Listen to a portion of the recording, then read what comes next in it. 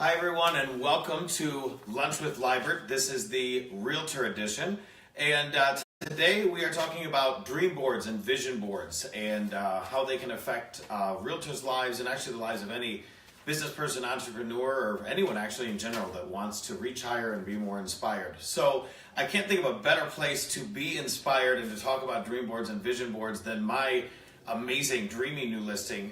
This is 1020 West Oakdale. This is the sitting room as you first walk in. This is a absolutely stunning home, single-family home in Lakeview, available brand new on the market. It was featured on the cover of CS Modern Interiors, several other design publications, websites, etc. Absolutely fantastic property. Sold it to my client. They got relocated and they are sadly parting ways with the area. So please come check it out, 1020 West Oakdale. But beyond that, beyond this amazing listing and the vision that my client had for this beautiful property, along with his interior design team, I want to talk to you about vision boards today. A lot of people do call them dream boards. I actually don't like that phrase because I think dreams don't necessarily always become a reality. But visions, you can have vision for your future. And a lot of us, we never really put that on paper. Maybe we have a dream here and there, or we write a little something down, but we never really aspire higher. And if we do, we're not visualizing that and actually putting pen to paper. And so I started doing vision boards with my team at Exit Strategy Realty years ago. And over time, it's kind of grown into this really fun thing we do annually, because what we know in the industry, and in any industry, any business, any entrepreneur, anyone out there working a job, it can get mundane. Things can get very mundane and run-of-the-mill, and you fail to be inspired anymore. So what we know vision boards do, there's actually three things specifically. Number one, it does inspiration. It inspires you. It's rising you above the day-to-day monotony of your job. So as a realtor, we talk about 2 hours a day of lead generation in the morning. That can be really tough. Rejection is not fun. Picking up the phone and calling people is not always what we want to do. But if we've got something amazing that we're so looking forward to, and we see a dream in the future, a vision of a much more amazing reality that's coming ahead for us, if we do these mundane tasks every day, you'll get through them. It asks you to reach higher and pull out the best of you. So, today's you may not be the you want in the long run, or you may want to improve and become a better version of yourself. The dream board, the vision board allows you to do that. I'm going to share a little bit of mine here in a second.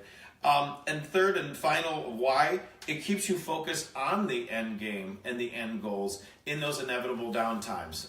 There were some times when real estate was not fun for me, for a lot of us in the industry in 2009 and 2010. And I sat there staring at that dream board some days going, is this really, ever going to happen for me? But I sat there and I looked at it and I said, this is what I want, and I'm going to fight for it. And I'm going to get through this tough period, because all of us, no matter what industry you're in, you have some bad times. And to sit there and look at what you've put together and said you committed to and wanted, some days it gets you out of that day-to-day, and again, it's reaching you higher. So those are the three things you're wanting to do with your vision board. So how do you actually put your vision board together? Well, it's very easy. You get poster board. I have poster board for our agents at our office. Or you get a whiteboard that you're not using. So maybe an old whiteboard that's a little damaged or a little tired looking. You can go and literally, I think this one I found in the back of our storage room. So what I like about the whiteboard is that it's a little bit more expensive, but you can adjust things over time. You can move things around a little bit easier than a poster board, but you may have poster stock sticking around. I don't care what it is. Then you put together a stack of magazines that inspire you. So ads, articles, destination things, whatever. You do that.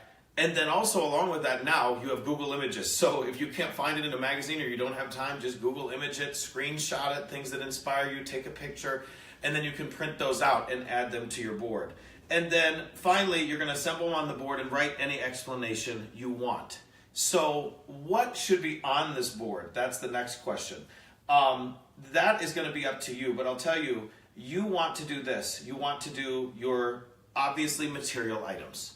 So your material goals, it's going to happen. They're going to be on there. Cars, maybe a jet membership, who knows? Things like that. Obviously, it's inevitable they're going to be on there. But we want to think beyond that. We want to think, yes, financial goals. Do you want to pay off your car? Do you want to pay off your house? Do you want to have more money in the bank? What about relationship goals? Are you in a relationship? Do you want to make it better? Are you not in a relationship? It's Valentine's Day today, guys. There's a lot of people that aren't in relationships. Go out and find one. So that's the type of stuff that are on here. I mean, I put, when I first did my vision board, I wanted to be in a relationship. Well, now I want to have more with that relationship. I want to make that relationship even more exciting. And so you're always going to be building. On mine, I did originally put some things about I wanted to do rehabs and flip projects. I don't know if I feel some days that I still want to do them, but they're on here, and now I've got some new goals within that subject. So you're putting things on there, spiritual goals. Why not think higher about what do you want to do with your family, charity work, things like that. So I've got this on mine. I want you to put whatever you want on yours. There's no right or wrong answer, but don't just make it think about material things, because this is you trying to be the best you, and that's not always necessarily that new house or car, although you can definitely want for those. So that's how you create them. That's what should be on them. And then where do you put it? Well, you keep it in a place you can see it every day. So mine, I actually keep it in my office at work. So if you walk into exit, you will see this right in my office. So I can sit there and stare at it when I'm upset or mad or frustrated or feeling pretty good. And I want to even get more inspired. So that's what you do with it. The bonus on all this that I'll tell you quickly is that what I did this past time is that we did this at our office and we ran out of a poster board. And I said, well, I'm just going to reuse mine because I can do that, I guess. And I realized that was actually kind of cool. So the bonus is either keep your vision board, if you've done it on a whiteboard, keep it. And then just write out over things and change the pictures around and re-explain things. So some of the goals that I had before, I achieved them. This was from 2014, I think. I had to think about it. Yes, I got that truck, but now I want to pay that sucker off. I don't want to have a truck payment anymore. So anything else on there that changes or adjusts, that's just something to celebrate. And if you don't want to keep the same board, it's kind of looking ratty, guess what? Put the old board behind the new board. So you can look 5-10 years down the road and go, wow, I've actually come so far in my world. So that is vision boards. I hope you guys will do them. If you're at our office, we actually have supplies. I just brought in a bunch of magazines today that are in my office for you guys. We've got some poster board. Have some fun with this no matter what industry you're in. Last notes for today. Please obviously come see 1020 West Oakdale. It's absolutely stunning. $2.099 million.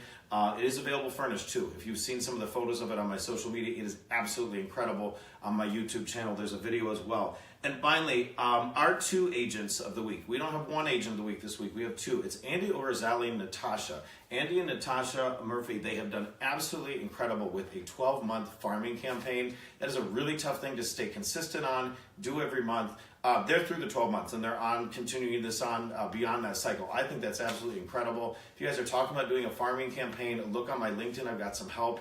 Our graphic designer in the office is really great with that too. If you don't have a good CRM, talk to us. We've got one. And please, guys, do these vision boards. This has been really life-changing for me and for some of our agents. Thank you so much. Have a good day.